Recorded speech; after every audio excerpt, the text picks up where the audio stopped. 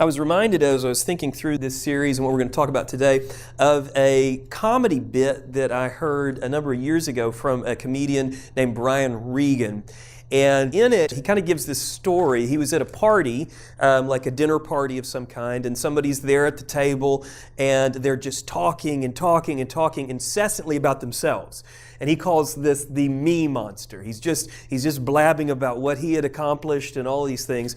And Brian's sitting there, and when the guy takes a breath or a bite or something, Brian jumps in with a story, just a short little story. It's kind of funny, it's dramatic, whatever. So he tells a story, and then the me monster, the person talking about himself, jumps in and says, "Oh, that's nothing." And he tells some other story, kind of one-ups him. You know, it's got to be a little bit better, a little bit greater, a little bit funnier, or whatever it is. And Brian goes in this bit. He goes into this. It's kind of this question of like, why do we do this? Why is it that we always have to one-up one another? We got to top one another with stories. And a lot of times, I'm guessing you've experienced this with people that you know. You tell them a story, and they have to go one greater. They got to tell you something even better that they've done. And in the bit, the part that I love is, he says, "Wouldn't it be great if you were one of the 12 men who walked on the moon?" Because no matter what story somebody's telling, no matter how great their achievements are, you know, if they got international business and whatever, and they're bragging about all their cars and their international travel or whatever, you just let them talk. And at the end of their little spiel, you say, "Yeah, that's nothing though. I walked on the moon." You know, I just love that because what he's talking about is something we all have experienced, this desire to win the rivalry. Right? I mean, we feel these rivalries all throughout our lives. Sometimes with a spouse, with a brother, with a sister, with family members, with friends, with co-workers, we feel rivalries. And it affects the way that we live and the way that we think and the way that we interact. And here's the thing about rivalry. You can win the rivalry, but lose something in the process. And what you lose in the process is what we're going to talk about today. You can win and lose at the same time. And so that's why we're looking at the comparison trap. We're going to kind of discover some of these ideas along the way. But first I want to do a bit of a recap because we want to kind of get on the same page and remind ourselves what we've talked about in the last few weeks. So, in the first week of this series, we talked about the land of Ur. The land of Ur is this place where we live, where we're all looking for more Ur than each other. To be richer, skinnier, smarter, taller, prettier, happier, healthier, talented-ers, you know, grammar police, watch out, gooder, better. We're all looking for these types of things. We want more Ur. We also talked about the fact that we often get stuck on having a better car or house or vacation or marriage or kids or parents or whatever. We have these rivalries and they run throughout our lives. And in that week, we looked at this verse, "They, measuring themselves by themselves and comparing themselves among themselves, are not wise." So those who do the comparison game, it's not done out of wisdom. It's not wise. When we begin to follow this path, it's not wise. So, we looked at this story, you'll remember the Pharisee and the tax collector. And what we learned in this story was that those who compare themselves against others are at risk of losing fellowship with God. Now, not losing salvation, not losing eternal life, but losing sort of that daily fellowship with God. And we looked at how that Pharisee was in danger of that because the thing is, although the Pharisee was probably an unbeliever in the story, this can happen to believers too. I mean, we do it all the time. Just because you become a believer and have eternal life doesn't mean you stop comparing yourself against others. It's something we have to work at. And so we looked at the Pharisee and the tax collector, and we learned that God resists the proud. Not in a salvation sense, but in a fellowship sense. We can lose that type of fellowship with God in a temporary way when we begin to compare ourselves against each other. Now, the next thing that we looked at was, or the next story we looked at was Saul and David. Fascinating story. I've been reading through 1 Samuel this week and just reminded of the incredible stuff that happens in this story. And so Saul found himself in a place where he was very jealous of David. Saul was the king, David was a young boy, but David was was getting all kinds of accolades, and he was getting recognition for how amazing he had done killing Goliath and doing other things. And so Saul became very jealous. He became very envious. And we saw the verse that says, envy is rottenness to the bones. And that's what Saul was experiencing. It's what we experience anytime we fall into this trap, this envious trap. And so Saul definitely could have benefited from a sermon series like this, I think. Now, we also looked at the fact that these two had a path that they could have followed that didn't lead to a loss of fellowship with the Lord, that they could have fought this, they could have tried to not fall into this comparison trap, but they both fell into. But I think we learned a bit along the way. We learned how to begin to avoid that trap. Now, the next thing that we looked at, loss of fellowship with God. The next thing we looked at was this story of Jesus by the lakeshore. Remember this one? This was Peter and Jesus. And Jesus is kind of reinstating Peter. Peter had denied Christ 3 times, and they come together here, he and the other disciples. Jesus reaffirms that he is still in the role that Christ had called him to, which is to feed the sheep. And then Jesus gives him this amazing line, "What is that to you? You follow me." You see, Peter was getting distracted by comparing himself to John. John had a different path ahead of him. Peter had just been told by Jesus that, Peter, you're going to die as a martyr someday when you're old. He turns to John and says, well, what about John? Is John going to have to go through that? And Jesus says, what is that to you? You follow me. And this was sort of the first secret for us to remember as we think about falling into this comparison trap. When we are feeling our heart and our mind being pulled into this comparison situation, we need to remember this line. What is that to me? If somebody has a better car, or what is that to me if somebody's marriage is smoother, or somebody's circumstances are better? What is that to me? I'm here to follow Christ. It's such an important and powerful statement. So, what is that to you? That was our second week. So, what we're going to talk about today is what is better than better. And what I mean by this is, what is better than being better than other people? You know, a lot of times we really strive, we really aim at trying to be superior. We aim at comparing ourselves and seeing, where am I? Okay, and they're down here or they're up here. And so what we're going to ask today is, what's better than that? Is there something better for us than comparing and trying to figure out who's better and who's worse? And I think you can take a guess that yes, there is something better than being better. And we're going to discover it in Ecclesiastes. Now, Ecclesiastes was written by Solomon. Solomon was a very wise man. Solomon asked God for wisdom, and God provided. Some say that Solomon is the most wise person who ever lived. Now, here's the interesting thing about Solomon. He had a number of years where he was following the Lord, but his heart was sort of pulled away later in life. And I don't know, I would say scholars don't know exactly when Ecclesiastes was written, but I tend to think it was written in that time when he was trying to figure things out and he was following the Lord. What we find in Ecclesiastes is what I would call, in some ways, high philosophy.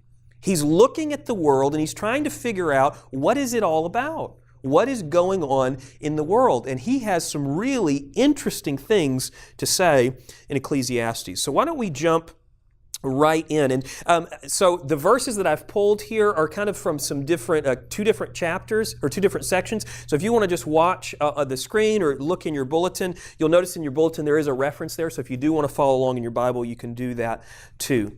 So let's take a look at this verse. I have seen, my monitor died on me, I have seen that every labor and every skill which is done is the result of rivalry between a man and his neighbor. Now let's just soak that in for a second. Now, it's fair to say that what Solomon is doing here is what we might call hyperbole. And I would say that when he says everything that is done, there probably are some exceptions to this, but what he's seeing in his country, in his experience, everywhere he looks, he sees rivalry. He sees people doing work. He sees people doing things. And when he begins to analyze, okay, why is that guy doing what he's doing? He can trace it back at some point to a rivalry. to that guy trying to be better than someone else. And in this verse, it says his neighbor.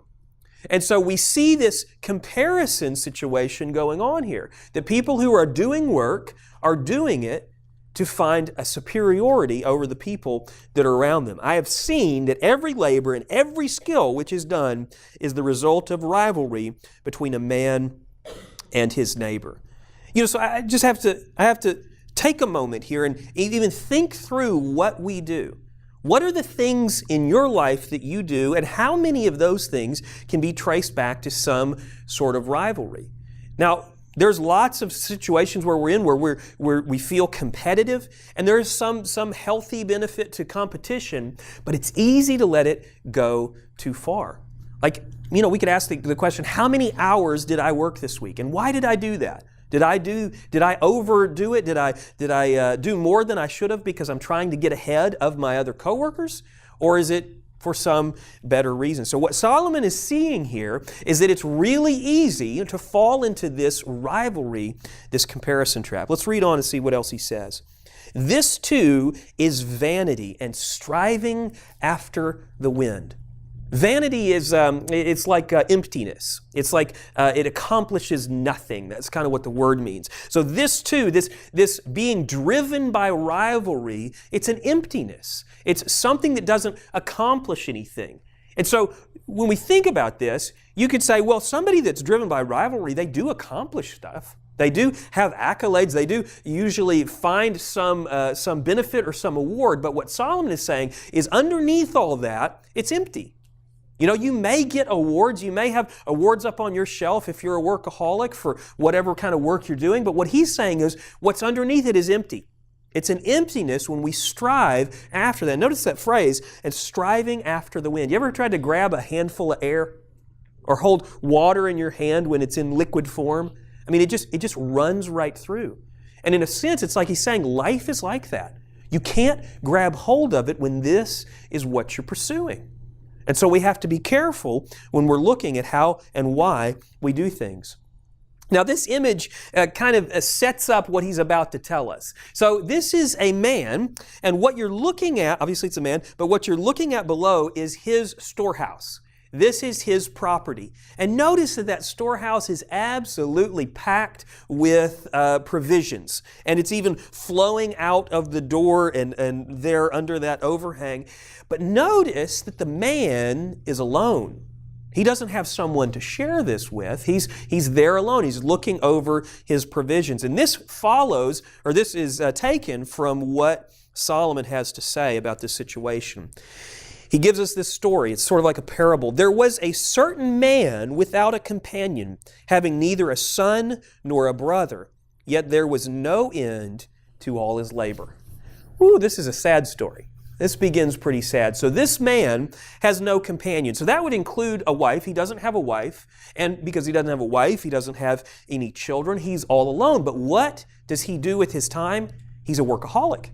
He works and works and works and works. And so he has no companion, but it doesn't mean he's not busy.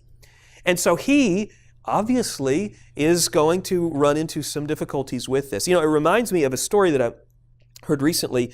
I have a friend who was looking to buy a used bicycle, and he wanted a nice bike. He wanted something that he could get some exercise on. And so he was scouring the internet, and he found this person who had a bike collection, lots of bikes. And so he went over there, and he went to buy the bike. He said this guy just seemed so lonely. And the guy said, come on, I want to show you my bikes. And he said it was like an hour of him showing him his bikes. And what my friend noticed is there's nobody else around. This guy was clearly a bachelor, and his hobby was bikes. And ultimately, he said that my friend said, the sense I got is he was so lonely. He had everything he ever wanted. He loved bikes, and had rooms full of bikes, and he worked, had a job, and he worked hard to have them.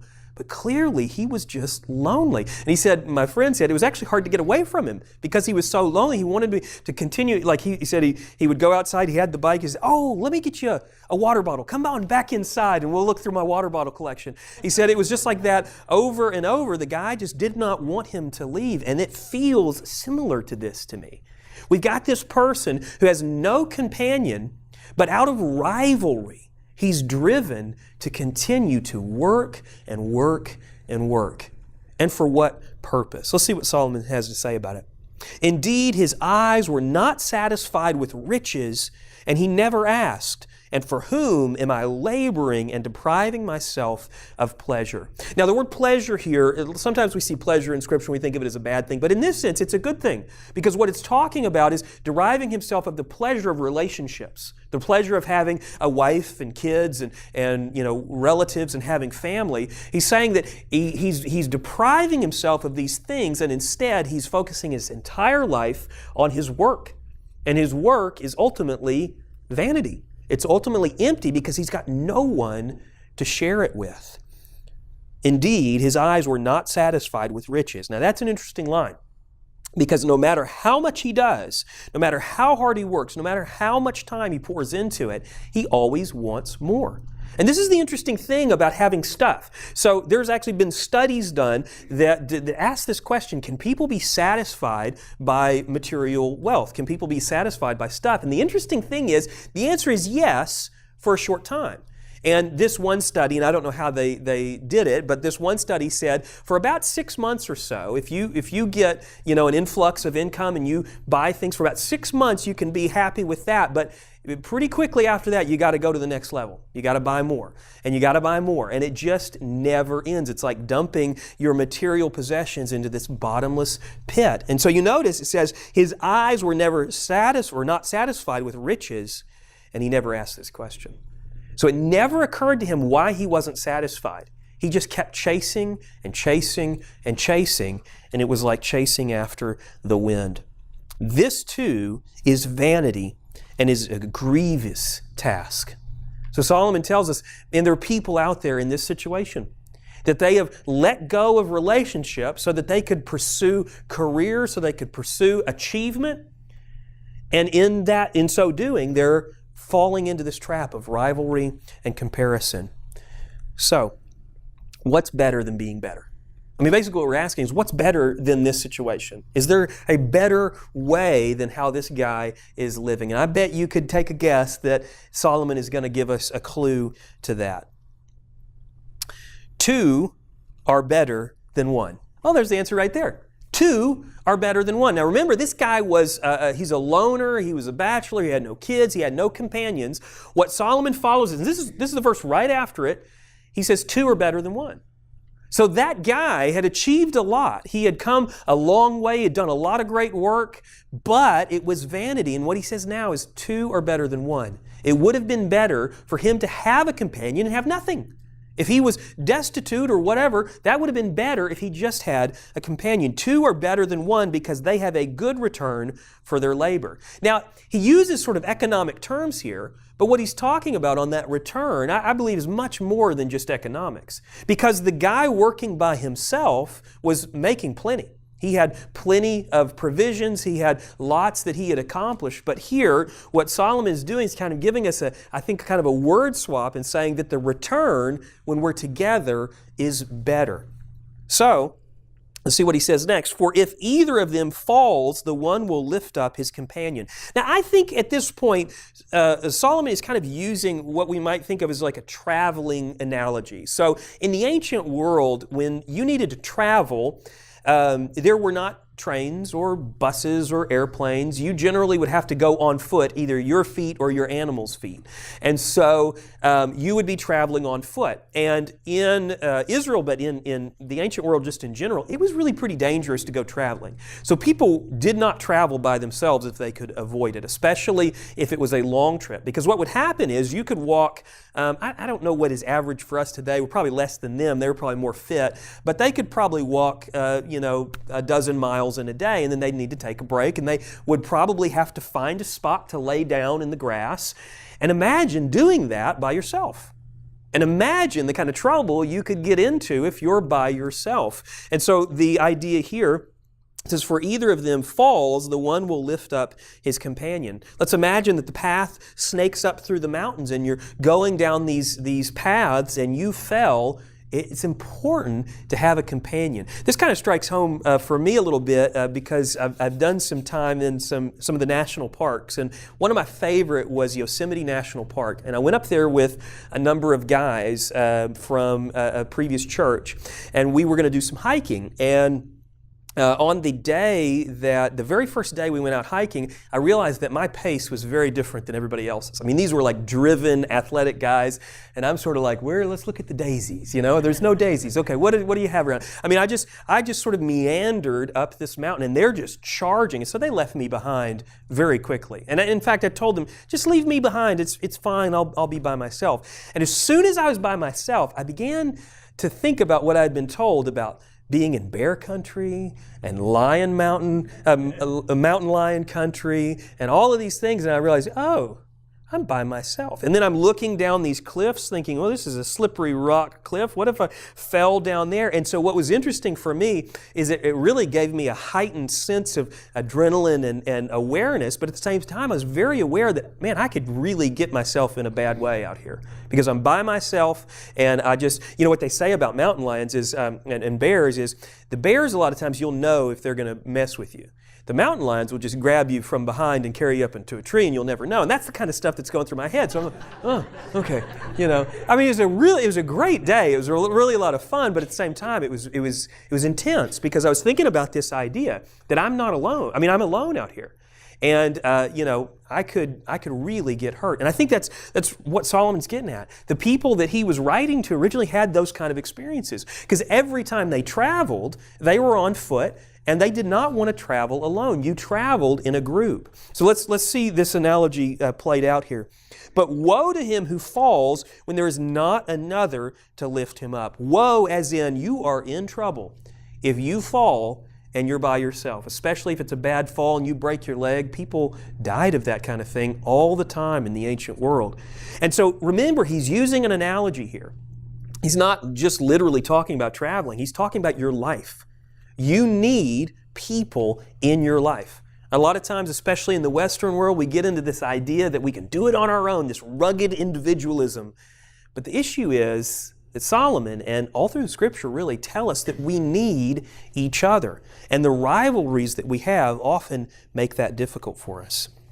Furthermore, if two lie down together, they keep warm. But how can one be warm alone? Okay, another national park story comes to mind. I went with a different group of guys to Zion National Park, and it was so cold. I grew up in Texas, so it was so cold where we laid down to camp each night. And each of us had to have a sleeping bag that could go down to 0 degrees, because if you don't, I'd turn into a Lucas sickle by the end of the night. And so it reminds me of this. So in the ancient world, they didn't have down-packed sleeping bags. I mean, you couldn't get that. In fact, you could only carry what was on your back. And so travelers would travel together, and when they would lay down very close so that they could have body warmth and they could share body warmth. This sort of thing probably still happens in the world somewhere, but we've kind of moved away from it in the West because, I want my space. I don't want you too close, when I'm laying down and sleeping. So get your own sleeping bag,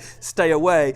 But that was not their experience. For them, they needed partners. When they would travel, when they would sleep out under the stars, it would get very cold at night in Israel and in that part of the world. And so what he's giving us here is it's important. It's the same lesson. It's important that we have others with us.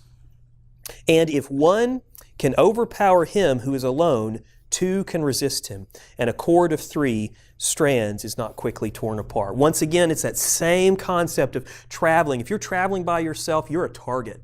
You are a target for robbers. You're a target for mountain lions, by the way. They don't attack groups nearly as much as they do. When we were in one place, they said, you're going to want to hold your kid's hand because they'll probably grab the kid first. So it's like, okay, I think we'll stay in the trailer. But that's the idea here, is that if you're alone, you're a target. And the same applies in our life. If you are alone, you're a target for temptation. You're a target for trouble. You're a target for circumstances that can overtake you way easier than if you have accountability and you have friends and family that are there with you. So, If one can overpower him who is alone, two can resist him. I don't know if you've ever had this experience where you've had to defend yourself, but it is way easier to defend yourself when you're together with a friend. It's so much better. I grew up with brothers, and anytime one got in a tussle, the others would come running. I mean, it's just sort of this magical call that we would call to each other, and we would always have each other's backs. Now, we never really had to get into a fight or anything, but it's this same concept. And a cord of 3 strands is not quickly torn apart. So we need each other. We need each other in our church. We need each other in our lives. So I asked you a question a moment ago, and let's see if I can get it to come up here. What's better than better? Now, all of this kind of leads us to the answer to that, and we've sort of seen it already, but I want to kind of spell it out for you. So, to win the rivalry will damage the relationship. I mean, we've seen that in the past weeks. If you have a rivalry with someone, if you are in a situation where you're comparing yourselves against others, that's going to damage the relationships you're in.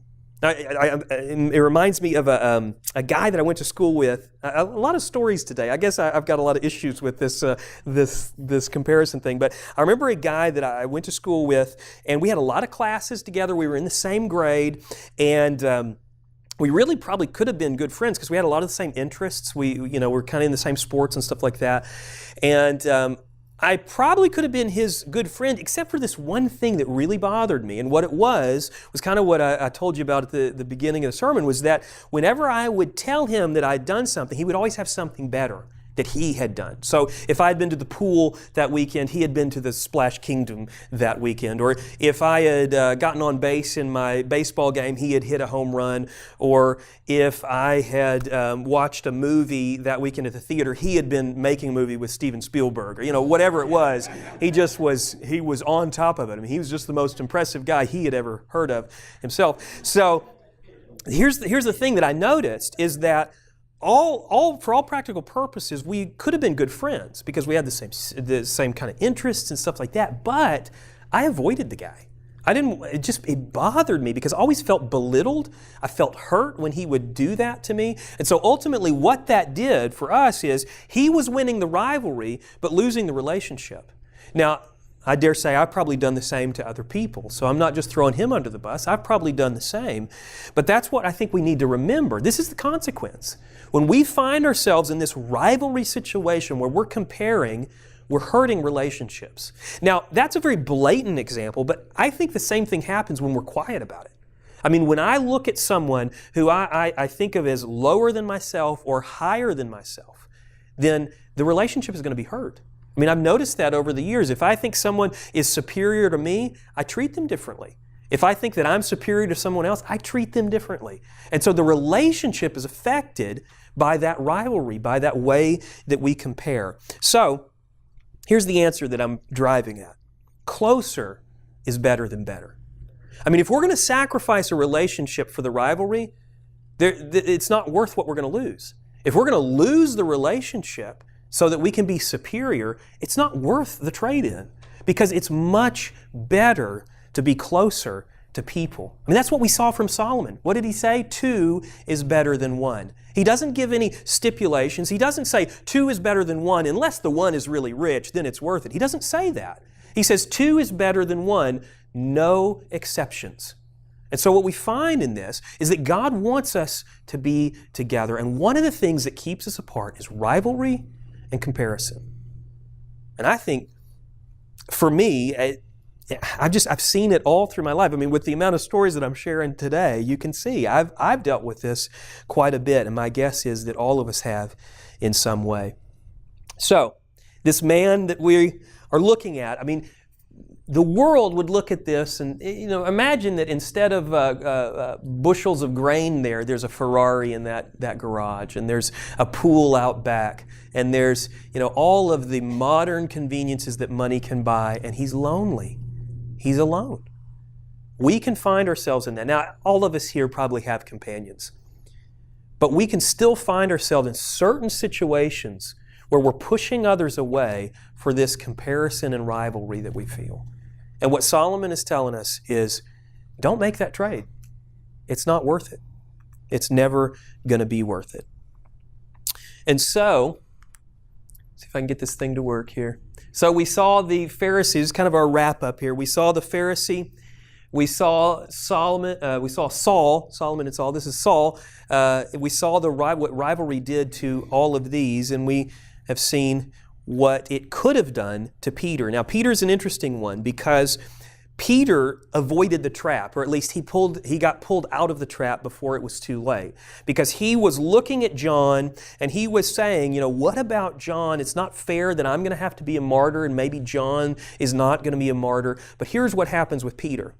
He does not trade in the comparison and the rivalry for the relationship. Instead, he sees that the relationship is better. How do we know that?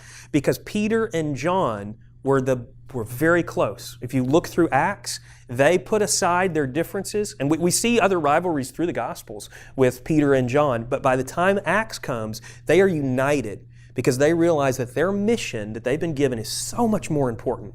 They are the builders of the church. They are the first generation of what we're doing right here. And so they put their rivalry aside and they work together. And I think that's what we want. That's what we want in this room. That's what we want in Shreveport. That's what we want in the church in general. And so I think Peter is a great example of that, putting aside that rivalry. So here's what we've learned in the last few weeks. That it's possible to lose fellowship, not salvation, but lose fellowship with God if we get into this comparison game. We also learned that that we need to be asking ourselves, what is that to me? I follow Christ. That we need to not focus on the people around us in those sorts of situations. We need to focus our eyes on the author and perfecter of our faith. And then finally this week, that closer is better than better. I want that to kind of be ringing through our heads this week when we're thinking about a coworker who's getting recognition for something that we did. You can say, you know what? It's more important to be close to that coworker than it is to get above them, to be superior. Or when your spouse does that thing that drives you nuts, and you want to have this this rivalry. I want you to remember, closer is better than better. Because a lot of times in our spouse situations, it's easy to sort of say, well, I don't do that. That's your fault. What is that? That's a rivalry. That's a comparison. And so we need to